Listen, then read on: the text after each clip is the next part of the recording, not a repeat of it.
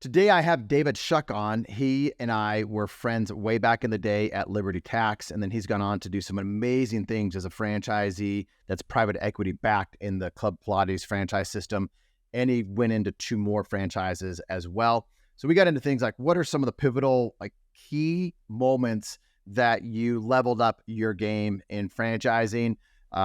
I also asked him, what do you see as what do franchisors do to help top performing franchisees? Because he has a lot of different experience with different franchisors, and there's some things that franchisors can do to help the best of the best franchisees. He also would have done some things differently, and it was surprising some of the things that he actually would have done that is different. We got into some quick things like employee success, hiring, firing A players at franchisee-franchisor relationships. So enjoy the show.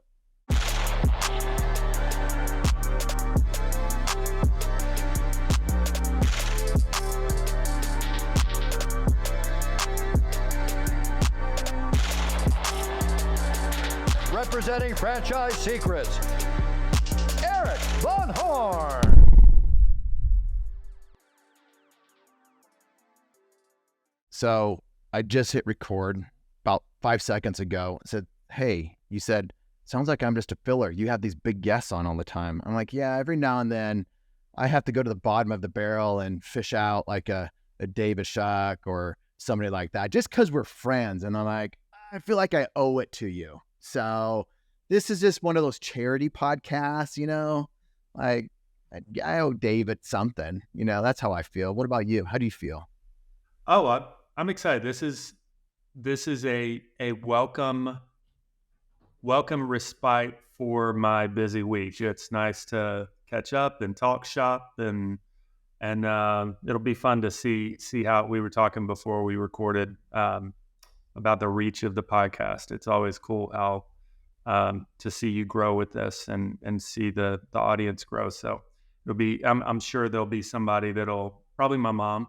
She'll probably call me up a couple months from now and say, hey, I heard this interview or this podcast. So it's so funny the reach that it's been able to get, and people that are, there's this, we go on and on about that. But is this, if I would have, started this 5 years ago with our mutual friend, Brian Holmes, shout out to Brian, and never guessed it would have turned into what it has and led into helping so many different people in different ways that I would have expected. So in our initial conversation, we weren't talking about what we're going to talk about because you don't have any clue what we're going to talk about. We were talking about some of the big name guests I have on. And so, I get some big name guests on, but I get some people that don't have books, that don't have a massive reach out there, but they're doing amazing things like you. So I'm fortunate to have a friend like you that I can ask to come on the podcast, and you're always willing to come on once I get on your schedule. So you're up to, what is it, 80? How many studios? 80 Club Pilates studios? 85 open and operating Club Pilates, yeah. Dude, that's insane. Yes. And you look back at that, did you ever think you would have that many locations? No, I remember the original vision a few years ago was actually with, I think Bob Gappa. Shout out to Bob Gappa. So, helped create a sort of vision board and some strategy planning. But the original vision was 50 to 75 units, and that at the time that seemed like a really big stretch, and so now we got to set a new mark, and we're going towards that. But it's been a fun ride, and there's a lot still in front of us, and it's been fun building the team that's going to be executing this plan. So, well, I want to go kind of a different direction than I've gone in podcasts because I have a lot of tactical, practical stuff from franchisees like yourself and we've talked about it, how do you grow and how do you scale and all this tactical stuff. But I want to kind of go back in your journey and look at some pivotal moments that, maybe even back at Liberty Tax, because you and I both started out at Liberty Tax. I was a costume waver. I waved in those costumes, standing on the side of the street as a teaching people how to wave properly to attract attention and guerrilla market, so back then to where you are today, not only 85 units with Club Pilates that are open, you have other franchises that are in your portfolio. So as you look back, what are some of those moments that you're like, wow, this is something that was said to me, or I met somebody, or something changed, and it just kind of, those pivotal moments in your journey. So do you remember any of those? Yeah, I'm sure. Yes. So short answer, yes, but let's share some of them. I will say, talking about liberty and waving, I'll never forget thinking when I got into Liberty how I would never be found dead in a costume. And when you went to Discovery Day and they made you go out and wave at the street, I remember thinking, man, let's get this 30 minutes over with. And then sure enough, that first tax season, I was out there and trying to get as many people to look at my store as possible in the costume. Actually, the funny story I told, and this is a good learning lesson for me when I look back, was, in your first year of business, you have slow times, and you also want to save on payroll. You got to manage whatever you can control is on the expense side. So payroll is one of those things you can control, and weekends in late February and March were really slow for a first year office. And so I would put a costume on, and I lived in the office, obviously, basically, right? I was there all the time. And so didn't get to be outside or get much exercise. So I would put the costume on, go out and wave and try and get some exercise and be outside, get some sunlight and have some fun. And car would pull in. I'd follow him. I'd open the door, let him in. I'd go to the back office. I'd get him a seat, go to the back office, take the costume off, come back out and say, hey, my name's David. I'm your tax preparer. And they're like, weren't you the waiver? And so that was always a fun moment. But that's that.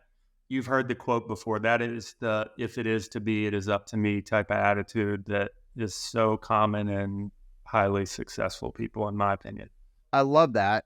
And I think it's important for all owners, especially as they're, they may have gone from an employee with people that they manage to being an owner.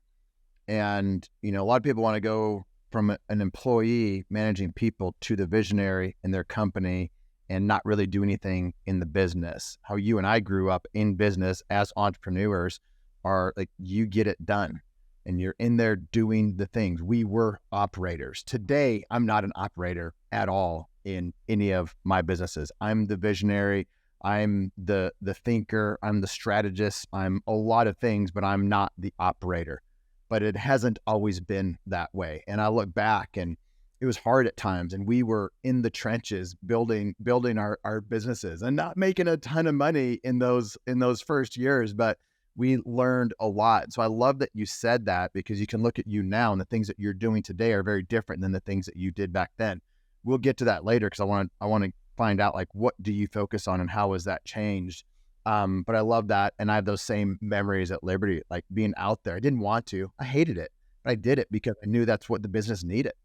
And that's the thing. Everybody, when they start their first business, they want to be, somewhere in a different, much better place, potentially. They want to have a fully mature business that's throwing off massive amounts of cash. They want to be the biggest. If you're franchising, you want to be the biggest in your system. And you want to fast forward things, but there is a benefit to that progression and sort of stair-stepping things. And all of those learning lessons by being in your business and then going through the struggle of, how do I get to where I'm working on the business versus in the business? How do I get to where I'm able to find my management style, my delegation style? How do I communicate more effectively? All of that. How do I get results with people on my team where I'm not the one, pressing the button or making the transaction happen? All of these lessons that you're learning, I think are well suited by those, grinding moments and making it happen. So yeah, really, really good fond memories. I'm sure it wasn't that much fun at the time, working on those long hours, but definitely serves you well as you grow. Attention, franchisors and franchisees. There are two really important resources that I want to share with you that will help you avoid costly mistakes and increase your enterprise value. The first is our free Facebook group. It's a community that has over 4,000 franchisees and franchisors in it. When somebody asks a question, they get honest and authentic answers from multiple perspectives. You can join the group for free over at franchisesecrets.com/Facebook. The second resource I want to share with you is if you're a franchisee and you want to be around a community of successful Zs and other brands and in other industries, this is why I created the Franchisee Mastermind. If you want access to the best single and multi-unit owners to know what they're doing, or if you want to be around other multi-brand owners, then you'll want to check out my Franchisee Mastermind. The reason why people join is they want access to my Rolodex, my connections, to each other. They want a shortcut success, both short-term and long-term. Links will be in the show notes or at scalablefranchise.com. So as you kind of moved on and grew up in franchising, what kind of moment did you really start to understand? Because we were taught back then, E-Myth, work on your business in your business. But the reality is most of us were still working in our businesses. And that's okay. And that there's a time to do that. And then there's progression to get out of that and to truly work on your business. And the timeline was longer than what I thought it would be. But was there a moment when you realized that you were still working in your business and you're like, this is what I need to do to really start working on it? Yeah, a couple things. I remember, another mutual friend, we're doing well on the shout out game today. Dan Castelli. I remember he was the top dog in Liberty at the time, and he had a lot of studios. And I remember hearing during the thick of tax season, he was leaving the office at 4:00, maybe even 3:00 on some days. And we're talking PM. Some of us were leaving 4 a.m. Oh yeah, exactly. Right? Oh yeah, I just said I was living at the office. So I remember thinking, all right, this guy's crazy. That's not possible. There's no way you can do that and effectively run your business. And that's because it was my first business, and I thought everything important that had to be done by me, right? And that was an aha moment. Like, all right, if he's able to do it, let me try and learn. Let me try and figure out what he's doing. Second thing is I had one of my first tax preparers actually was somebody that had been doing taxes for a while, and we had a good rapport with each other. And that a few weeks in, probably around the same time about the Dan Castellini, figuring out how in the world is he leave. I remember her telling me one time, she said, David, I'm going to quit the next time you come over and micromanage me when I'm doing a tax return. I'm going to walk out the door. Like, I like you, I like the job, but you got to quit being a hover boss. And it was another aha moment. And because I thought, like, why in the world do I have to,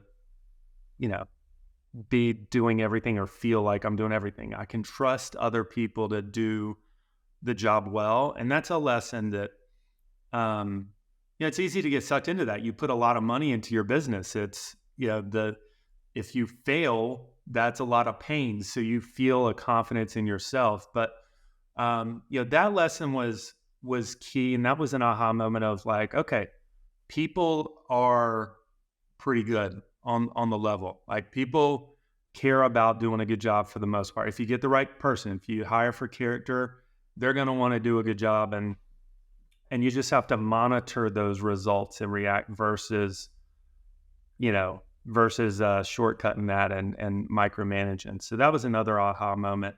The other one was an analogy, and I think I've probably shared this with you before. This helped me in my progression, and I'm still going through it, I think, to an extent, is, when a lot of us, when we started our first business, we were a player. So this is a sports analogy. We were the player that was doing everything. We were, running up and down the court, shooting, playing defense, scoring. The next level is a player coach, right? So, the next progression that we had was trying to step back, maybe having a manager, a unit level manager, and managing them. But at the same time, you're still in your business a little bit. So you're that player coach. And that's where a lot of people get stuck.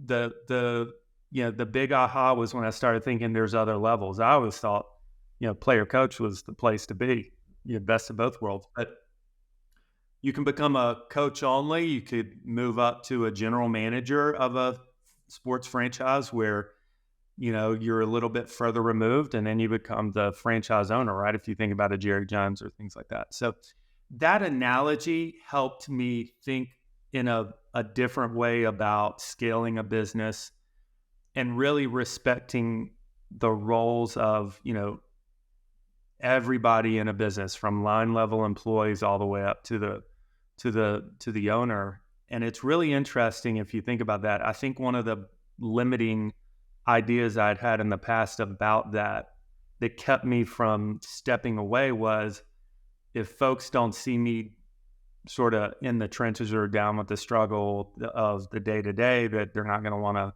be led by them.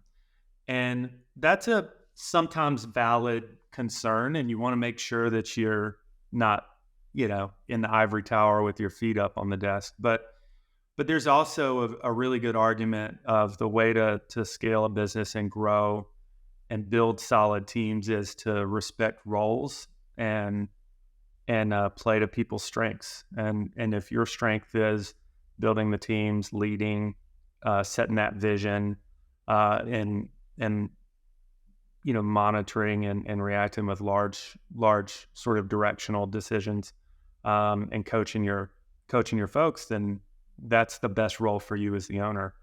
And the best role for the players is to be players. I love that analogy. I fully agree with it. I was not the best operator. But, a lot of us that were operators in these businesses who weren't the best operator, because Dan was a great operator. He still is, and there's different things that he's doing. He's a great operator and a great visionary. But how does someone progress from that operator to being that visionary? And then have you seen operators that really can't go from an operator to a visionary, or that integrator to the visionary? Yeah, another cliche, you got to push boundaries. And if it's what you want, what's your vision? What is your personal and professional goal as an owner? Why did you get into it? Maybe some people might not have as ambitious, driven type mentalities that people like Dan had, or that you and I have. But I think out of necessity, you're sort of forced to learn. If you want to get from 1 to 10 to 20 to 85, you gotta adapt. It's like another sports analogy. It's like you talk to any college basketball or football coach, the game, the players, everything has changed so much from decade to decade. And you see the best coaches, like the Coach K's of the world or the Nick Sabans, they're the ones that have been able to adapt their coaching style, their leadership style, and the way that they manage their programs over time with what their goals are and how they're trying to improve. And I think if you're always trying to grow like that, things sort of naturally happen. A little tongue in cheek, but it always helps to have a really good franchise system. So Liberty Tax at that time was a really good first business for me. Club Pilates obviously is making folks like me look pretty good. So it's always good to pick the right horse, so to speak. No, that's very true. So if you had to look back and see something that you stopped doing that you used to do in the business that you were really good at and you enjoyed, but to really progress to the next level, you had to give up, and then you brought someone in or some people in to kind of take that thing over for you? Was there anything, do you have anything like that you used to do, enjoy, really good at, that you don't do anymore? Yeah.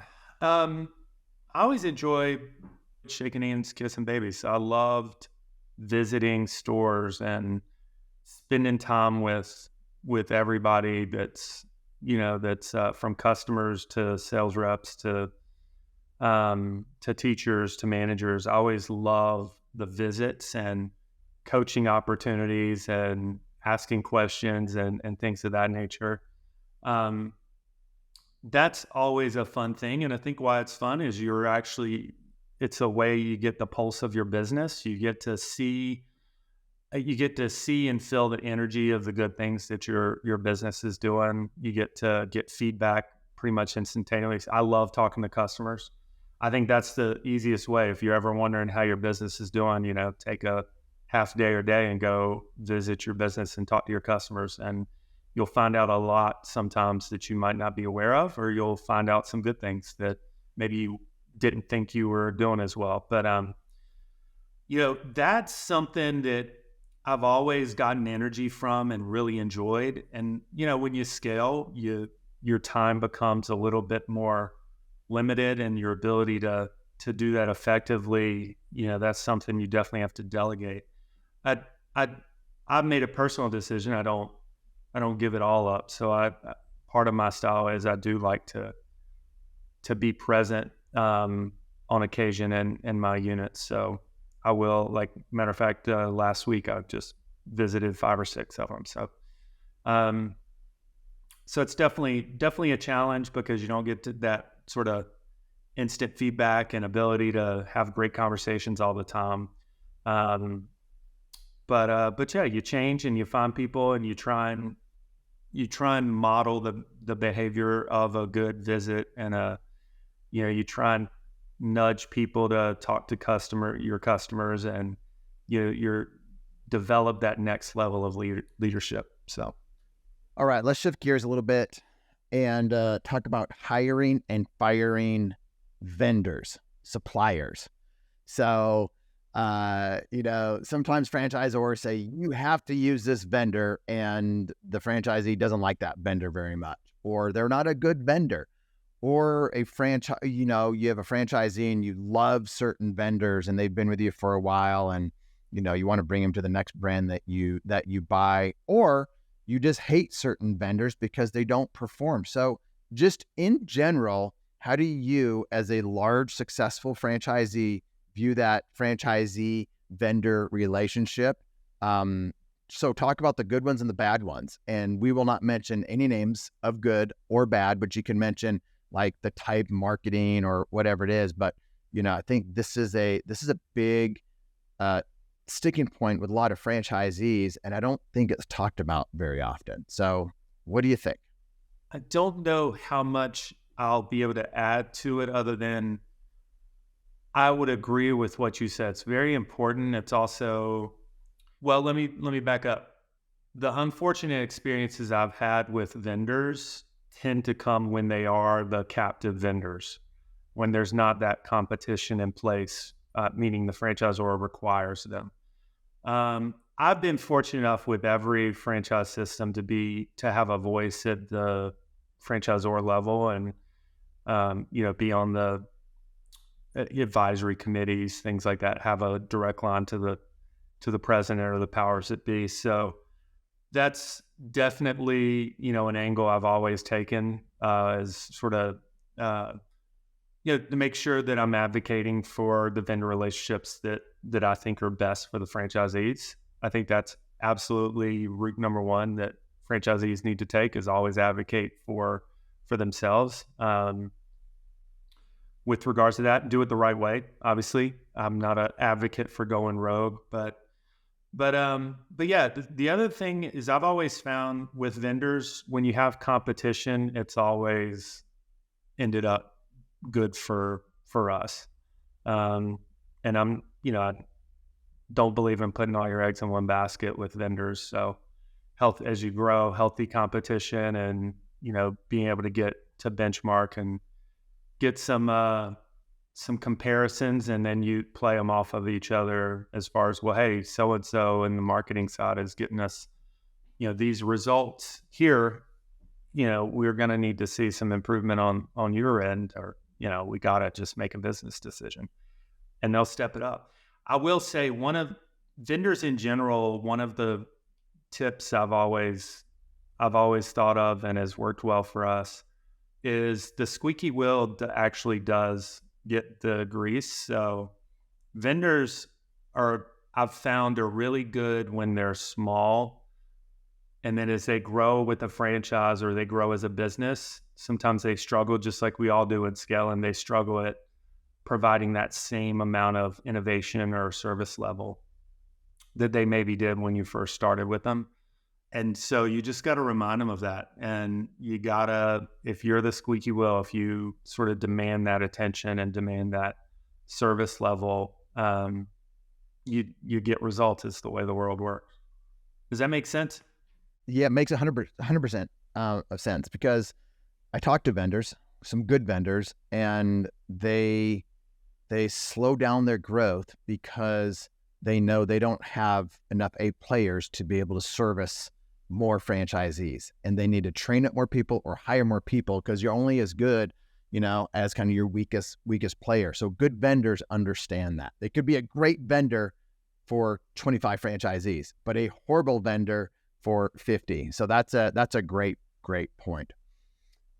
Let's shift gears again. Franchisors are pretty good at helping the bottom franchisees get to be average franchisees, and pretty good at taking average franchisees and helping elevate them to above average franchisees. When I say pretty good, I mean they devote time and attention to it. They might not be great at actually doing it, but that's where a lot of time and attention from the corporate office goes. Now, you as a top franchisee in probably every system you've ever been a part of, probably do not get that type of attention from the franchisor. So what have you seen as a top franchisee, the best franchisors do out there, whether you've seen it, heard it, or actually experienced it? How do franchisors help top performing franchisees? Well, yeah, good question. In no particular order, just things that come to my head. I think most franchisees appreciate franchisors that listen with the intent to be open, not listen just to check a box. If you look back, and I don't know, but my experience has been your top franchisees over time are the ones that really shape the actual system. And so I think it's always smart for a franchisor to have an ear open to those top franchisees, those top performers. Not that they should listen to everything, because obviously, we don't know how to do their job, so to speak, but we do have good insight every once in a while. I will say franchisors that look to connect and help those top performing franchisees learn from each other, I think has always been a good thing in my experience. It's that's what you do a lot of your time, is connecting people and networking people, but in a system, that definitely is a value they can provide. As if I'm struggling with something, I can, hey, what's the rest of the country doing? Who's doing well at XYZ? Where am I going wrong? And they can help to connect me to the person that's figured it out, or the person that's doing well, and then we can put our heads together as operators. Nothing else comes to my head. I will say my experience with the franchisors obviously it starts higher touch when you're learning the system, and then goes down a little bit as every time period that you get more under your belt, you need the franchisor a little bit less. So I would say it's very important what the franchisors do as you're pre-opening and opening in sort of those first few months. And the systems I've been with are very keen on that, and have done a good job of supporting that initial entrance into a brand. That brings up my next question, and it's my next question because it's something that we're working with all of our portfolio brands with over at Front Street Equity Partners, and that is grand openings. So we got grand opening playbooks. We're helping them execute, helping them build things out, because we believe grand openings are critical. Like if you have a strong grand opening, your first year in business is probably going to be much stronger than if you had a weak grand opening. You have a long uphill battle to climb to hit a revenue goal that you had by the end of that first year. So I don't know if you see it the same way. And if you don't, that's totally fine. I just want to get into your mind on grand openings. How do you see them? How critical are they? And would you delay an opening of a location because you don't feel like you're going to have a strong brand opening? Really good question. I've always thought, and on the terminology, I know different systems. For example, in Club Pilates, we have a grand opening, but we also have a soft opening. So, and I know different just systems. For the sake of to make sure we're all on the same page, when I think grand opening, it's soft opening leading to actually being open. So it's kind of the soft opening, being open, and that week or two after you're open to have that strong. A grand opening is, how do you have a strong first month of revenue and building up that customer list and having the best chance to hit your revenue goals for the year. So I'm glad you clarified that. Is that how you see it too? Yes, soft. It's pre-sale. The way we do it at Club Pilates is pre-sale, then soft open, then grand opening is sort of closes out that first month of business. It's typically you got an event with it and things like that. So.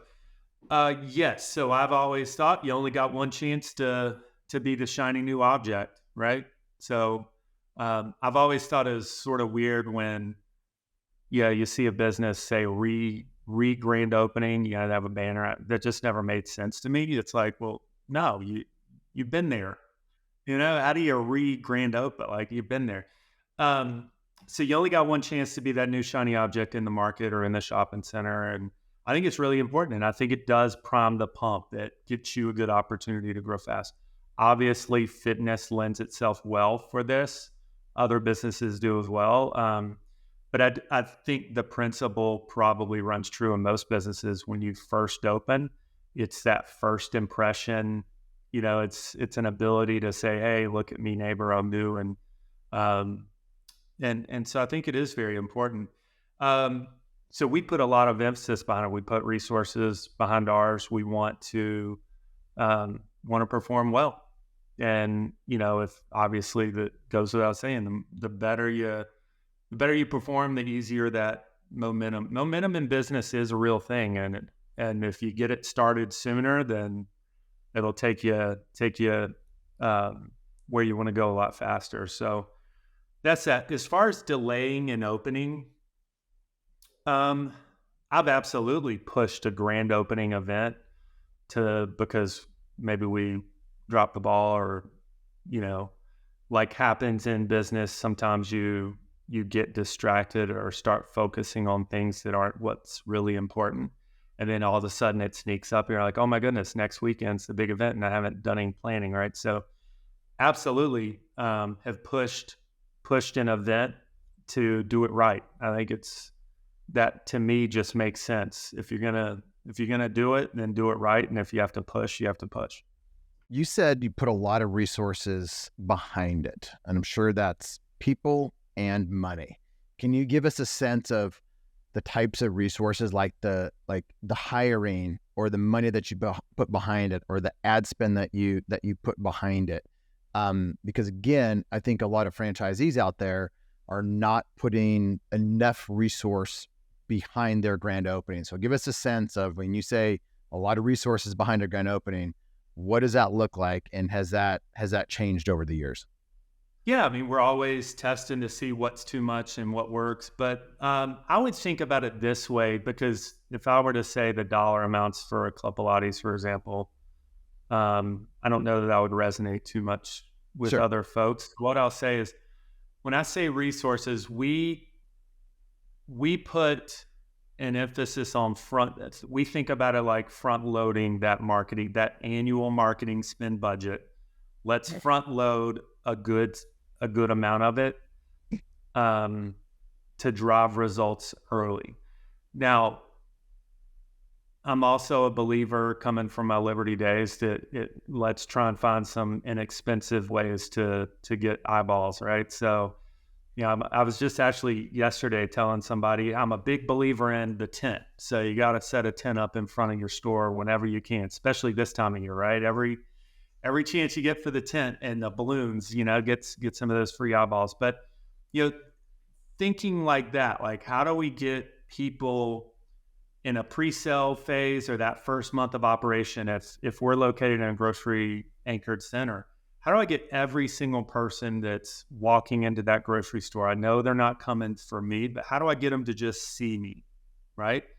How do I get them to be aware so that next time they have a Facebook ad or Instagram ad that hits them, or the next time they're thinking about getting into fitness, that they think about us, right? It's sort of like priming that thought process for them. And that's inexpensive, but it works. And if you do that leading up to an open, if you have that mentality of, listen, we're going to do some things that'll pay off at a later date, it works. Organic social media works if you do it right. It's a good complement in my experience with some paid strategies, digital marketing strategies. All right, let's try something new. What comes to mind when I ask you about a word or a question? Just give me your initial thoughts. Never done that before. Yeah. You don't even know what I'm gonna ask, which you didn't know about any of these questions, and most of my guests don't have a clue about anything because it's just conversational. So I thought, you know what, this would be a good time to ask David some questions, because you just know so much about growing and scaling multiple brands, different industries, and you've just been around the block. So when you think about cash flow or equity, what comes in mind? Cash flow or equity, or cash flow versus equity? Both are great. Just depends what time it is, right? Equity, in my opinion, equity is better for later, and cash flow is what you need now.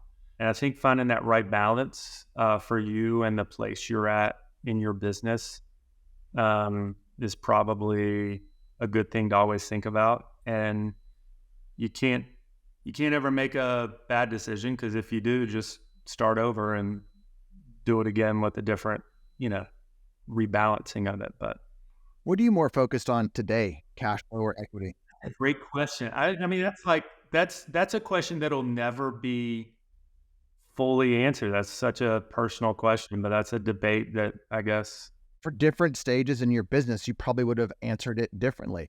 Early on, you need cash flow. Cash flow is the lifeblood of the business, but you're building something, bigger for later, and you need that cash flow to be able to build that equity. Absolutely. All right. Employees. That's the fun part, and it's also a very difficult and can provide some heartache, because people are inherently people. Even us, we fail sometimes. So, but now a couple of principles that I have with regards to employees are: one, hire character first, talent second. So that's something we try and live by. And then the second thing is,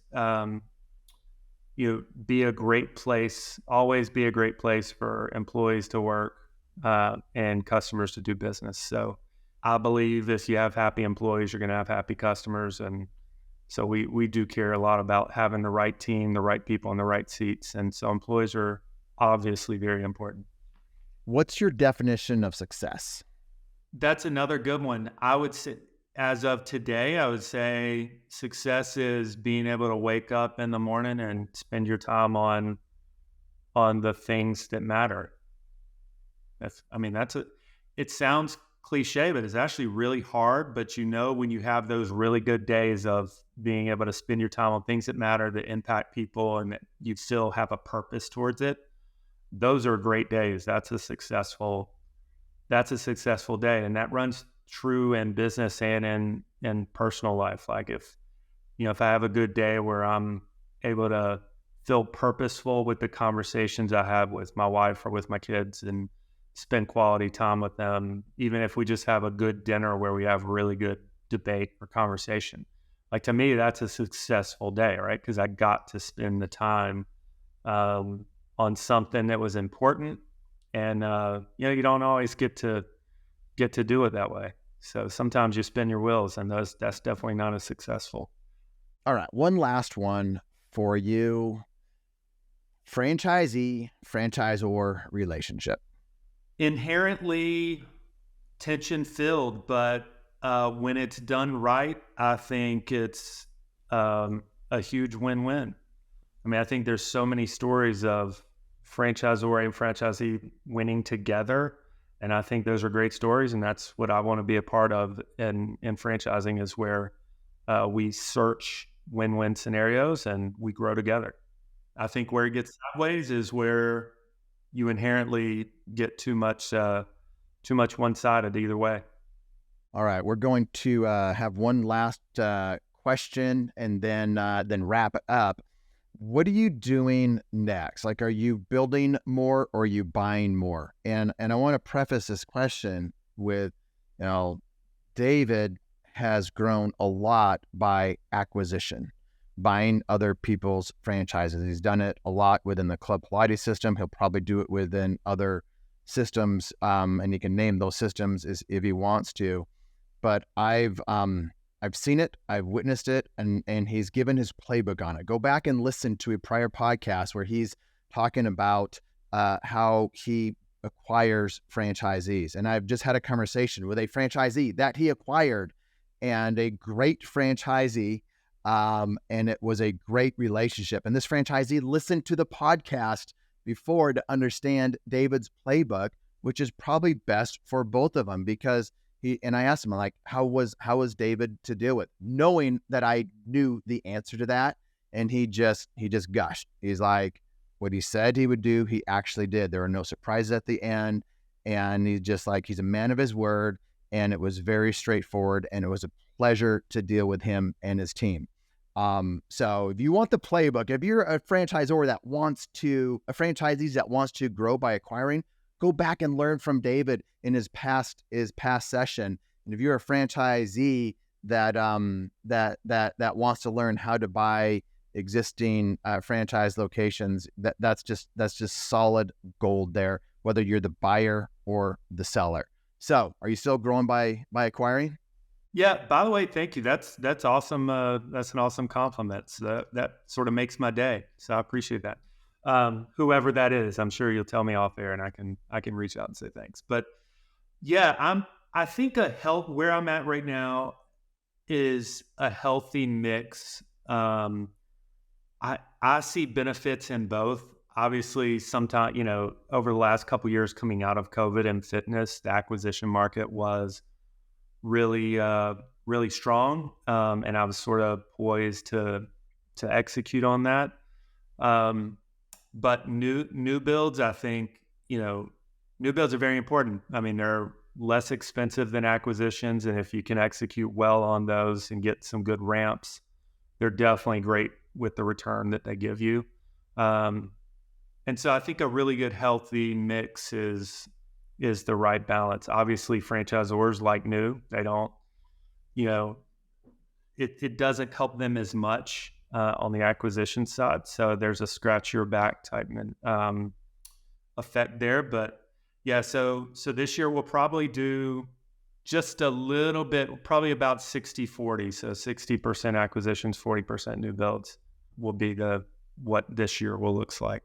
Well, I'm sure you'll be on the podcast sooner than later. It's always awesome having you on. I'm grateful for our friendship. I learn from you every time I get to talk to you or have you on the podcast. And so thanks, my friend. Yeah, no, thank you. Thanks for listening to the Franchise Secrets podcast. Links to everything can be found over at franchisesecrets.com. And if you want my help with anything from starting your own franchise to growing your current franchise business, please visit scalablefranchise.com.